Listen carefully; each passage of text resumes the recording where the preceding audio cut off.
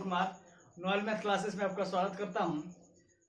जैसे कि कल हम वीडियो में देखे थे लोग फिजिक्स का ऑब्जेक्टिव क्वेश्चन चल रहा था क्लास 10th का, तो उसमें हम लोग पढ़े थे लोग प्रकाश का परावर्तन, यानी कि एनसीईआरटी बुक में एक जो चैप्टर फिजिक्स का पहला चैप्टर है उसका नाम है प्रकाश का परिवर्तन एवं अपवर्तन। तो हम प्रकाश का परिवर्तन से संबंधित आपको क्वेश्चन कराए थे कल ऑब्जेक्टिव। आज हम लोग प्रकाश के अपवर्तन से संबंधित जितना भी ऑब्जेक्टिव क्वेश्चन बनता है या ऑनलाइनर क्वेश्चन है जो कि बार बार आपके एग्जाम में 8 साल 10 साल में पूछा हुआ है, ठीक है, उसको हम लोग बारी बारी से आज देखेंगे लोग। तो वीडियो में बने रहिएगा, पेन कॉपी निकाल लीजिए और वीडियो को बहुत पूरा देखिए बिना स्किप किए, तभी आपका फायदा होगा।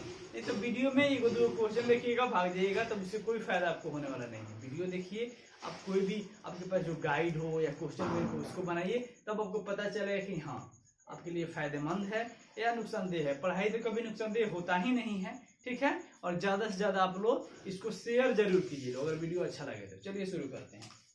पहला क्वेश्चन देखिएगा, पहले ये देख लीजिए चैप्टर का नाम क्या है, प्रकाश का अपवर्तन। प्रकाश का अपवर्तन, अपवर्तन का मतलब होता है बाबू जब एक माध्यम से दूसरे माध्यम में प्रकाश जाता है। मान लीजिए कोई भी दो माध्यम है, मान लीजिए हवा हो गया, ठीक है ना, मान लीजिए इसको हम मान लेते हैं कांच, ठीक है ना। तो जब प्रकाश की किरण मान लीजिए प्रकाश की किरण है, प्रकाश की किरण एक माध्यम से दूसरे माध्यम में प्रवेश करता है तो इसको सीधा जाना चाहिए था ना, लेकिन सीधा नहीं जाता। क्या हो जाता है, थोड़ा सा मुड़ के आगे की तरफ निकल जाता है, यानी कि थोड़ा सा मुड़ा और आगे की तरफ निकल गया। लेकिन प्रकाश के परिवर्तन में क्या होता था, प्रकाश की किरण आता था, टकरा कर फिर उसी माध्यम पर क्या होता था, लौट जाता था। तो प्रकाश के परिवर्तन का मतलब होता है प्रकाश का टकरा कर किसी सतह से वापस लौट जाना। अब प्रकाश का अपवर्तन का मतलब होता है कि प्रकाश एक माध्यम से दूसरे माध्यम में प्रवेश किया, हवा से कांच में या हवा से पानी में, तो मुड़ता नहीं है, वो थोड़ा सा मुड़कर आगे की तरफ निकल जाता है, रिटर्न नहीं आता है। क्या होता है, वो मुड़कर आगे की तरफ निकल जाता है, उसी को क्या कहते हैं हम, प्रकाश का अपवर्तन कहते हैं। यानी कि जब प्रकाश की किरण एक माध्यम से दूसरे माध्यम में प्रवेश करता है तो अपना मार्ग थोड़ा सा विचलित करता है और आगे की तरफ निकल जाता है मुड़कर, उसी क्या कहते हैं, प्रकाश का अपवर्तन कहते हैं। तो पहला क्वेश्चन इसी से संबंधित है, ठीक है ना। इसको देखिएगा, यहाँ देखिएगा, पता है जब प्रकाश की एक किरण एक माध्यम से दूसरे माध्यम में जाती है तो अपने पूर्व पथ से, यानी कि जो रास्ता पहले से जा रहा था उसको क्या करती है, विचलित, यानी कि भटक जाती है। इसे क्या कहते हैं, इसको कहते हैं, ऑप्शन नंबर 1 देखिएगा, प्रकाश का परावर्तन। ऑप्शन नंबर बी में कहता है प्रकाश का अपवर्तन। ऑप्शन नंबर सी में कहता है प्रकाश का वर्ण विक्षेपण। और ऑप्शन नंबर डी में कहता है एंटी। एंटी का मतलब होता है बाबू इनमें से कोई नहीं, ठीक है ना। तो अब अभी बताए प्रकाश का पर अपवर्तन ही पढ़ रहे हैं, चैप्टर का नाम है प्रकाश का अपवर्तन, ठीक है ना। तो ऑप्शन नंबर इसमें क्या हो जाएगा, ऑप्शन नंबर हमारा बी हो जाएगा कि जब एक प्रकाश का जो किरण होता है एक माध्यम से दूसरे माध्यम में प्रवेश करता है तो अपने मार्ग से, जो कि उसको ओरिजिनल रास्ता था जिधर जाना चाहिए था, वहां से क्या होता है, वो भटक जाता है और आगे की तरफ बढ़ जाता है। उसको क्या कहते हैं, प्रकाश का अपवर्तन। अगर लौट जाता था क्या कहते हैं, उसको उसी रास्ता पर फिर से लौट जाता। हम गए और फिर मान लीजिए हम यहाँ से कोचिंग गए और कोचिंग से क्या किए, फिर अपने घर पर आ गए लौट कर, तो क्या करेंगे, उसको प्रकाश का परिवर्तन करेंगे। लेकिन कोई बच्चा बैठ गया और वहां से कहाँ निकल गया, हॉल में फिल्म देखने, ठीक है ना, तो क्या हो जाएगा, प्रकाश का अपवर्तन हो जाएगा वो। इसको समझ लीजिए आप लोग, ठीक है। चलिए दूसरा क्वेश्चन पर हम आते हैं। पता है किसका उपयोग लेंस बनाने में नहीं किया जाता है, लेंस बनाने में किसका उपयोग नहीं किया जाता है। अब समझ लीजिए लेंस कितने प्रकार के होते हैं। लेंस 2 प्रकार का होता है। जब इस तरह का फिगर बना हो तो इसको बोलते हैं उत्तल लेंस, जब इस तरह का फिगर होता है इसे क्या बोलते हैं, अवतल लेंस। इसको समझिएगा, ठीक है ना।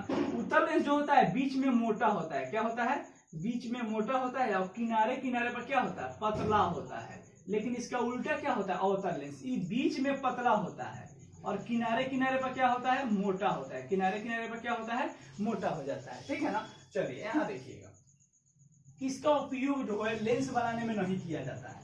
2 नंबर क्वेश्चन है। ऑप्शन नंबर 1 होता है प्लास्टिक का, लकड़ी का, मिट्टी का और कांच का। तो मिट्टी का उपयोग जो होता है लेंस बनाने में हम लोग नहीं कर सकते हैं। प्लास्टिक जो होता है, कुछ प्लास्टिक ऐसा होता है, लेंस बनाने का मतलब है कि किसको हम लेंस के रूप में यूज नहीं कर सकते। तो मिट्टी का, देखिए प्लास्टिक का यूज हम लोग कर सकते हैं, ध्यान से देखिएगा। प्लास्टिक कुछ ऐसा प्लास्टिक आता है व्हाइट वाला कि आर पार दिख जाता है, ठीक है ना। अब देखिए लकड़ी, और पतला से पतला लकड़ी को अगर चीर दिया जाए, ठीक है ना, तो उसको देखा जाए प्लाई का, तो आर पर झलकता है थोड़ा सा। लेकिन मिट्टी है, मिट्टी के आर पार हम लोग नहीं देख सकते हैं। कांच, कांच से तो देख सकते हैं, अगर पॉलिश किया हुआ कांच नहीं होगा, जो शीशा होता है अगर देखिएगा शीशा तो आपके पीछे से रंगा हुआ रहता है वो, ठीक है ना, तो अभी हम लोग का चेहरा क्या करता है, प्रकाश टकरा कर वापस आता है तो हम लोग चेहरा देख पाते हैं। अगर वहीं पीछे का भाग नहीं रंगा हो, जैसे कि आपके खिड़की में, आपके घर के थी में, दरवाजे में जो शीशा का यूज किया जाता है, क्या होता है उसमें आर पार दिखाई हम लोग क्या दे देता है, इसीलिए वो क्या होता है लेंस के भांति कार्य करता है। लेकिन मिट्टी जो होता है लेंस के भांति कार्य नहीं करता है। 3 नंबर क्वेश्चन देखिएगा, प्रकाश की एक किरण जब एक विरल माध्यम से सघन माध्यम में आती है तो वह क्या होता है। तो इसका ऑप्शन बड़ा बड़ा था, इसीलिए सिर्फ हम डायरेक्ट इसका आंसर लिख दिए हैं। तो पहले आप समझ लीजिए विरल माध्यम क्या होता है और सघन माध्यम क्या होता है। विरल कहने का मतलब है अपने भाषा में कहल जाए तो दूर दूर, क्या बाबू, दूर दूर, कोई चीज आपसे दूर दूर हो, जैसे किसी गांव या शहर में हम लोग जाते हैं, लोग गांव में विशेषकर गांव में तो क्या कर रहे हैं, वीरान गांव, यानी कि रास्ता किसी रास्ते से हम लोग गुजर रहे हैं, हम लोग तो कहते हैं वीरान एकदम रास्ता है। कहने का मतलब है कि दूर दूर पर कोई होटल या कोई घर हमको दिख रहा है। तो विरल का मतलब होता है दूर दूर, यानी कि जो कौन क्या हो, नजदीक नजदीक ना हो, जिसका कण जो है यानी कि जिसके पार्टिकल, यानी कि जो आदमी नजदीक नजदीक ना हो, वो क्या होता है, जैसे कोविड में, कोरोना का समय में क्या एकदम विरल माध्यम का एकदम प्रयोग हो रहा था, लोग जो भी था कहाँ था, एकदम दूर दूर रहता था, ठीक है ना। और वहीं जब सब सही हो जाता है तो मॉल में, बाजार में कौन सा माध्यम चलता है, सघन माध्यम। सघन माध्यम मतलब आस पास लोग, क्राउड, भीड़, ठीक है ना, सघन माध्यम। तो वहीं कहते हैं जब प्रकाश विरल माध्यम से सघन माध्यम में जाता है तो क्या होता है, देखिए 2 का माध्यम होता है इस तरह, मान लीजिए ये हो गया माध्यम, ठीक है ना, मान लीजिए है क्या हो गया, मान लीजिए है हवा हो गया, ये हो गया कांच हो गया। अब बताइए इसमें सघन कौन होगा, विरल कौन होगा। हवा जो है अलग अलग इसके पार्टिकल है, लेकिन कांच क्या है, इसका पार्टिकल अलग अलग है नहीं, इसका पार्टिकल जो इसका जो कण है छोटा छोटा, ये एक जगह है, यानी कि सघन है, तभी मिल के कांच बना। अगर दूर दूर होगा तो क्या हो जाएगा, टूट जाएगा कांच। तब देखिए यहाँ से कोई प्रकाश की किरण आ रहा है, इसमें आया, ठीक है ना, इसमें से आया और इसको क्या जाना चाहिए था, इधर इस तरह जाना चाहिए था, लेकिन जब विरल माध्यम से है क्या हो गया, हवा हो गया बाबू विरल, और कांच क्या हो गया, सघन। सघन माने एकदम पास पास, मात्रा में जाती है तब क्या होता है, अभिलंब की ओर मुड़ जाती है। जो बीच में अब लाइन दिया जाता है इसको क्या कहा जाता है, लंब या अभिलंब। इसको क्या कहा जाता है, आप इसे लंब बोलिए, यानी कि 90 डिग्री। 90 डिग्री का मतलब सीधा लाइन 90 डिग्री होता है, इसी को अभिलंब कहा जाता है। ये क्या होता है, अभिलंब की जाना चाहिए था इस तरह, लेकिन जाता नहीं है, इधर मुड़ जाता है। क्या मुड़ जाता है, अभिलंब की ओर मुड़ जाता है, ठीक है। तो ये आपको समझ में आएगा, इसका आंसर हो जाएगा अभिलंब की ओर मुड़ जाता है। लेकिन यहीं पे एक और क्वेश्चन बन जाए, जब प्रकाश की एक किरण यहाँ विरल की जगह सघन हो जाए, सघन की जगह विरल हो जाए, तब क्या होगा, सघन माध्यम से विरल माध्यम में जब चल जाती है तब क्या होगा, तो अभिलंब से दूर भागेगी, तब क्या हो जाएगा, इधर आती है तो इधर भागेगी, अभिलंब से दूर भागेगी, तो ऊपर कांच हो जाएगा। यहाँ पर हम कांच लिख देंगे, यहाँ पर क्या लिख देंगे, हम हवा लिख देंगे, तभी बात संभव हो पाएगा। अगले क्वेश्चन में हम लोग इसको भी समझेंगे। यहाँ देखिए 4 नंबर क्वेश्चन कहता है कि प्रकाश में कौन सी वस्तु वास्तविक प्रतिबिंब बनता है, निम्न में से किसी वस्तु का वास्तविक प्रतिबिंब। सॉरी बाबू गलती पढ़ा गया, यहाँ देखिएगा, निम्न में से कौन किसी वस्तु का वास्तविक प्रतिबिंब बना सकता है। 4 ऑप्शन है, ठीक है ना। जिस तरह दर्पण में वास्तविक प्रतिबिंब, और देखिए वास्तविक और उल्टा कौन बनाता था, अवतल दर्पण बनाता था, ठीक है ना। और जो उत्तल दर्पण था, उत्तल दर्पण क्या बनाता था, काल्पनिक यानी कि आभासी और सीधा बनाता था। लेकिन इसमें जस्ट उल्टा है, उसमें जो अवतल काम करता था दर्पण में, यहाँ उत्तल करेगा, और वहां जो उत्तल काम करता था यहाँ अवतल करेगा। यानी कि अवतल वहां जो था अवतल दर्पण क्या बनाता था, वास्तविक प्रतिबिंब बनाता था। तो यहाँ कौन बनाएगा, उत्तल बनाएगा, उत्तल लेंस। वहां अवतल दर्पण बनाता था तो यहाँ उत्तल लेंस बनाएगा, समझ लीजिए। और वहां जो उत्तल दर्पण जो काम करता था यहाँ अवतल लेंस करेगा, एकदम जस्ट अपोजिट है दोनों गोला। तो वास्तविक का बात हुआ है, तो वास्तविक कौन बनाएगा, उत्तल लेंस यहाँ पर बनाएगा। वास्तविक कौन बनाएगा, वास्तविक जो प्रतिबिंब यहाँ पर बनाएगा आपका उत्तल लेंस बनाएगा, ठीक है ना। देखिए 5 नंबर, उत्तल लेंस को ही अभिसारी लेंस कहा जाता है। वन लाइनर है, ठीक है ना। ऑप्शन में भी पूछ सकता है आपसे कि उत्तल लेंस को कौन सा लेंस कहा जाता है। 4 को दे देगा, अभिसारी, अपसारी, समतल, ठीक है ना, इनमें से कोई नहीं। तो उत्तल लेंस को कहीं भी दिखेगा तो उत्तल लेंस का दूसरा नाम पूछ दिया, उत्तल लेंस को कौन सा लेंस कहा जाता है, तो अभिसारी लेंस कहा जाता है। अवतल लेंस को कौन सा लेंस कहा जाता है, तो अपसारी लेंस हम लोग कहते हैं। इसको कौन सा लेंस कहते हैं, अपसारी लेंस, इसको अपसारी लेंस कहते हैं। तो क्वेश्चन आपको 6 क्वेश्चन है। अगले स्लाइड में हम लोग फिर अगला क्वेश्चन देखते हैं हम लोग। चलिए बाबू नेक्स्ट क्वेश्चन देखते हैं हम लोग। 7 नंबर क्वेश्चन कहता है कि ओजोन परत किस मंडल में पाया जाता है। अब देखिए ओजोन परत समझ लीजिए क्या होता है। ओजोन परत जो होता है, ओजोन परत जो समताप मंडल में पाया जाता है। ओजोन परत जो होता है सूर्य के हानिकारक किरण, जिसे पराबैंगनी किरण कहा जाता है, उसको क्या करता है, रोकता है। कहने का मतलब अगर पराबैंगनी किरण धरती पर आएगा तो हमें विशेषकर स्किन रोग हो जाता है, हमको चमड़ा से संबंधित बीमारी हो जाता है, उसके लिए जो है समताप मंडल में एक परत पाया जाता है, ओजोन परत। उसी परत से जो होता है पराबैंगनी किरण क्या होता है, छन कर आता है, यानी कि बहुत कम वहीं पर रुक जाता है, अधिकांशतः बहुत कम ही हमारे पृथ्वी पर आता है। तो क्वेश्चन है कि ओजोन परत किस मंडल में पाया जाता है, 4 ऑप्शन दिया रहेगा, उसका आंसर होगा समताप मंडल। इसको इंग्लिश में स्ट्रेटोस्फीयर कहा जाता है, ठीक है ना। कहीं भी अगर समताप मंडल आपको दिखता है, समताप मंडल वायुमंडल में, ठीक है ना, पहला स्तर में क्षोभ मंडल होता है, जिसमें वर्षा होता है या बिजली कड़कना जो होता है वो कहाँ घटित होता है, क्षोभ मंडल में। यानी कि वायुमंडल का बात किया जाए तो 5 परत में बटा हुआ, तो पहला क्या होता है, क्षोभ मंडल। दूसरा जो होता है समताप मंडल, उसी में क्या पाया जाता है, ओजोन परत पाया जाता है। 8 नंबर क्वेश्चन देखिएगा, बहुत बार पूछा हुआ है, जैसे कि दर्पण सूत्र होता है 1/v + 1/u बराबर 1/a। उसी तरह लेंस सूत्र का अगर बात किया जाए तो 1/v - 1/u बराबर 1/a होता है। बहुत बार पूछा हुआ क्वेश्चन आपके एग्जाम में। 9 नंबर क्वेश्चन देखिए, कहता है लेंस की क्षमता का एसआई मात्रक क्या होता है, प्रति मीटर, यानी कि प्रति मीटर m के पावर -1, इसको 1/m भी हम लोग लिख सकते हैं। इसको डायोप्टर भी कहा जाता है, क्या कहा जाता है, इसको डायोप्टर भी कहा जाता है। यानी कि लेंस की क्षमता का एसआई मात्रक प्रति मीटर जी से क्या कहा जाता है, डायोप्टर कहा जाता है। यहाँ देखिएगा 10 नंबर, उत्तल लेंस जो होता है किनारे की अपेक्षा बीच में मोटा होता है। इसके जस्ट पीछे बताए थे उत्तल लेंस। देखिए उत्तल लेंस इस तरह बनता है, उत्तल लेंस हो गया, देखिए ये क्या हो गया, ये है हमारा उत्तल लेंस, ये उत्तल लेंस हो गया। देखिए बीच में क्या है, ये मोटा है, बीच में क्या है, मोटा है, और किनारा पर क्या है, ये पतला है। दोनों किनारा पर देखा जाए तो ये क्या है, पतला है, दोनों किनारा पर पतला है, और बीच में क्या है, मोटा है। तो यहाँ देखिएगा उत्तल लेंस कह रहा है, पूछेगा कि उत्तल लेंस किनारे की अपेक्षा क्या होता है, चार ऑप्शन दिया रहेगा। तो जहां दिखेगा मोटा बाबू कि उत्तल लेंस किनारे की अपेक्षा बीच में जो होता है, किनारा वाला भाग पतला होता है इसका, और उत्तल लेंस जो होता है बीच में मोटा होता है। उसी तरह अगर अवतल लेंस का बात किया जाता है, किनारे की अपेक्षा बीच में ही पतला होता है। देखिए अवतल लेंस यहाँ बना देते हैं, ये हो गया अवतल लेंस। जो होता है बीच में क्या होता है, बीच में पतला होता है, और ऊपर वाला भाग जो होता है इसका क्या होता है, मोटा होता है।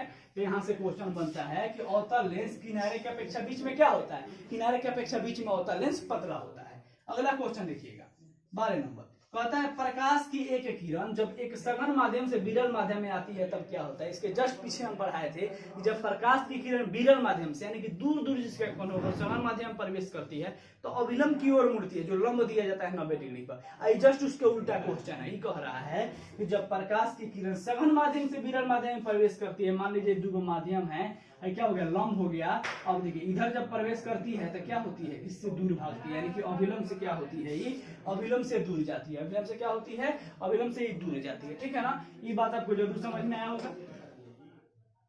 चलिए अगला क्वेश्चन हम लोग देखते हैं। लोग कहता है कि प्रकाश हमेशा सीधी रेखा में गमन करता है। बहुत बार क्वेश्चन पूछा हुआ है कि प्रकाश कैसी रेखा में गमन करता है, सीधी रेखा में। सूर्य का जो प्रकाश आता है धरती तक पहुंचने में कितना समय लगता है, 8 मिनट 16 सेकेंड या 20 सेकेंड, ठीक है ना। इसी के अप्रॉक्स जो होता है टाइम लगता है। और जो प्रकाश की किरण होती है किसी भी चीज का, टॉर्च का प्रकाश हो, चाहे सूर्य का प्रकाश हो, तारा का प्रकाश हो, किसी भी चीज का प्रकाश हो, बल्ब का प्रकाश हो, हमेशा सीधी रेखा में गमन करती है। इस तरह टेढ़ा जैसे सांप जैसा प्रकाश जो होता है गमन नहीं करता है। तो बार बार पूछा हुआ क्वेश्चन है कि प्रकाश हमेशा किस रेखा में गमन करता है, हमेशा सीधी रेखा में। बाबू प्रकाश हमेशा क्या होता है, सीधी रेखा में गमन करता है, ठीक है ना। ऑनलाइन ना रही आंसर क्वेश्चन एक में है बाबू, मान लीजिए क्वेश्चन लिखे फिर ऑप्शन लिखे तो उस तरह टाइम लगता है। इस तरह ज्यादा से ज्यादा क्वेश्चन हम कम समय आपको करा पाएंगे, ठीक है ना, जो आपके लिए बहुत लाभदायक होगा एग्जाम के लिए। यहाँ देखिए अगला क्वेश्चन समझिएगा, 14 नंबर क्वेश्चन कहता है कि प्रकाश के वायुमंडलीय अपवर्तन के कारण, प्रकाश जो होता है वायुमंडलीय अपवर्तन के कारण जो होता है सूर्य हमें वास्तविक सूर्योदय से लगभग 2 मिनट या 3 मिनट पहले ही क्या हमको दिखाई देने लगता है। ठंडी के दिन में या बाबू गर्मी के दिन में क्या होता है, सूर्य मतलब निकलता नहीं है पूरा, लेकिन लगता है कि अरे लाली उसका जो होता है, उसका जो कलर होता है हमको पहले ही दिखाई देने लगता है कि अरे सूर्य निकल गया, लेकिन वो क्या होता है, वास्तविक नहीं निकला रहता है। वो वायुमंडलीय अपवर्तन के कारण क्या होता है, उस कलर का पहले ही हमको कलर पहले ही हमको दिखाई देने लगता है। तो उसका कारण क्या होता है, तो वायुमंडलीय अपवर्तन होता है। तो आपसे क्वेश्चन पूछेगा प्रकाश के किस घटना के कारण सूर्य हमें वास्तविक सूर्योदय से पहले, यानी कि सूर्य निकलने से पहले 2 मिनट पूर्व, यानी कि पहले ही दिखाई देने लगता है। आपको ऑप्शन देख लीजिएगा, वायुमंडलीय अपवर्तन जहां रहेगा, वायुमंडलीय अपवर्तन वहीं क्या हो जाएगा, हमारा आंसर हो जाएगा बाबू, ठीक है। कुछ और क्वेश्चन है, हम लोग नेक्स्ट स्लाइड में इसको देखते हैं लोग। चलिए आगे क्वेश्चन हम लोग देखते हैं लोग। 15 नंबर क्वेश्चन देखिएगा, कहता है कि निर्वात में प्रकाश की चाल कितनी होती है। निर्वात में प्रकाश की चाल हम जानते हैं कि सबसे अधिक प्रकाश की चाल कहाँ होती है, निर्वात में होती है, यानी कि जहां हवा नहीं होता है उसी को निर्वात बोलते हैं। जहां हवा का गमन नहीं हो उसी को निर्वात बोलते हैं, इंग्लिश में उसको वैक्यूम कहा जाता है। कहता है कि निर्वात में प्रकाश की चाल कितनी होती है, 3 × 10⁸ मीटर प्रति सेकंड होता है। अगर किलोमीटर में दे दे इसी को, ठीक है ना, तो 3 × 10⁵ किलोमीटर प्रति सेकंड हो जाएगा।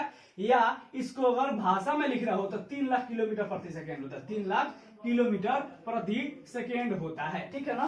फिर से समझ लीजिए, निर्वात में प्रकाश की चाल कितनी होती है, 3 × 10⁸ मीटर प्रति सेकंड रहेगा तो 10⁸ होगा। अगर वही किलोमीटर में बदलेगा तो 3 गो पावर कम हो जाएगा, 3 × 10⁵ हो जाएगा, किलोमीटर प्रति सेकंड। अगर भाषा में बात करें कि कितना लाख है, लाख में बात करें तो 3 लाख किलोमीटर प्रति सेकंड, 3 लाख किलोमीटर प्रति सेकंड। 16 नंबर क्वेश्चन देखिएगा, आवर्धन। आवर्धन को म्यू से सूचित किया है, जिसे क्या कहते हैं, म्यू कहते हैं। क्या कहते हैं, म्यू। तो आवर्धन को म्यू से सूचित किया जाता है। आवर्धन बराबर होता है sin I बटा sin R, sin I बटा sin R।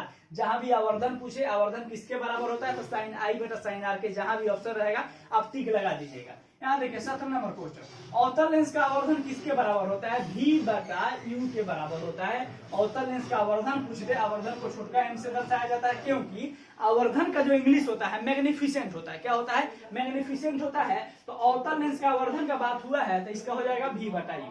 18 नंबर क्वेश्चन देखिएगा, आवर्धन का कोई भी ऐसा ही मात्रक नहीं होता। पूछ देता है कि आवर्धन का ऐसा ही मात्रक क्या होता है, तो ये मात्रक विहीन राशि होता है, क्योंकि आवर्धन जो होता है कोई राशि ही नहीं है। जब वो कोई राशि नहीं है तो उसको क्या चीजें मापा जाएगा, कोई चीज में नहीं, इसका कोई मात्रक ही नहीं होता है। तो पूछ दे कि आवर्धन कैसे मात्रक होता है, तो आवर्धन कैसे मात्रक नहीं होता है। आवर्धन जो होता है मात्रक विहीन राशि होती है। ये बात आप समझ बाबू, सब इंपॉर्टेंट क्वेश्चन है, सब पूछा हुआ क्वेश्चन हम पढ़ा रहे हैं, कोई भी एक्स्ट्रा क्वेश्चन नहीं पढ़ाया जा रहा है, सब पूछा हुआ क्वेश्चन है। इसको बार बार देखिए, कॉपी में लिखिए, नोट डाउन कीजिए। आपके एग्जाम में 100% इसी में से क्वेश्चन आएगा ही आएगा, इससे बाहर नहीं जाएगा क्वेश्चन। यहाँ देखिएगा, कहता है कि एक उत्तल लेंस की फोकस दूरी अगर 20 सेंटीमीटर हो तो लेंस की क्षमता क्या होगी। एक उत्तल लेंस की अगर फोकस दूरी का हम बात करें, यहाँ देखिएगा, एक उत्तल लेंस की फोकस दूरी अगर 20 सेंटीमीटर हो तो उसके लेंस की क्षमता क्या होगी, +5 डायोप्टर। हम जानते हैं डायोप्टर किसका मात्रक होता है, लेंस की क्षमता का मात्रक होता है डायोप्टर। अगला क्वेश्चन देखिएगा, कहता है कि प्रकाश तंतु में प्रकाश का क्या होता है, पूर्ण आंतरिक परावर्तन होता है। प्रकाश तंतु में पूछ दे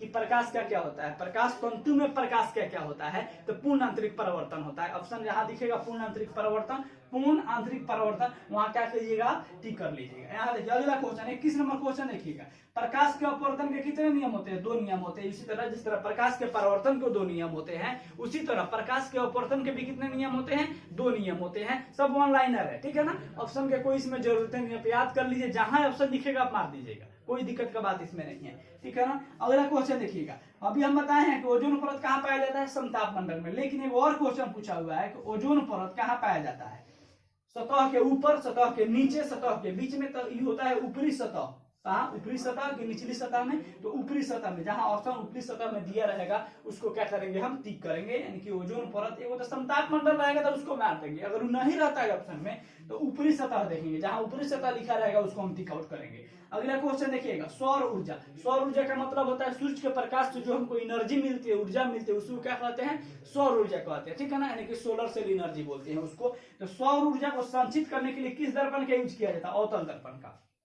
देखिए दर्पण वाला इसमें एक क्वेश्चन आ गया, उसमें बाकी था, इसके पिछले वाले वीडियो में नहीं कराए होंगे, ठीक है। यहाँ देखिए, तो सौर ऊर्जा का जो संचित करने के लिए किस दर्पण का यूज किया जाता है, अवतल दर्पण का। उसके बाद होता है कि दर्पण की सभी दूरी क्या चीज से मापी जाती है। मान लीजिए कोई भी दर्पण है, अवतल दर्पण हो गया या उत्तल दर्पण हो गया, तो इसकी जो दूरी होती है, बीच वाले भाग को क्या बोलते हैं, हम ध्रुव बोलते हैं, पी बोलते हैं। दर्पण के बीच वाले भाग को क्या बोलते हैं, ध्रुव बोलते हैं। इसी से दर्पण की दूरी मापी जाती है, ऊपर की दूरी मापी जाती है, नीचे की दूरी मापी जाती है, दाएं तरफ की दूरी मापी जाती है, और दाएं होगा बाएं तरफ की दूरी मापी जाती है, ठीक है ना। तो दर्पण में सभी दूरियां क्या चीज से मापी जाती है, ध्रुव से मापी जाती है। ये बात आपको जरूर समझ में आया होगा। वीडियो को रोककर इसको लिख लीजिएगा, बार बार इसका रिवीजन कीजिएगा बाबू। अगर वीडियो अच्छा लगा हो तो वीडियो को लाइक कीजिएगा, कमेंट करना जरूर मतलब भूलिएगा नहीं, ठीक है ना। उसके बाद आप ज्यादा से ज्यादा शेयर कीजिए अपने दोस्त के पास, रिश्तेदार के पास, ठीक है ना। और वीडियो अच्छा लगा हो तो मेरे जो क्लासेज है, नॉर्मल मैथ क्लासेज, उसको क्या कर लीजिएगा, सब्सक्राइब कर लीजिएगा। थैंक यू, जय हिंद।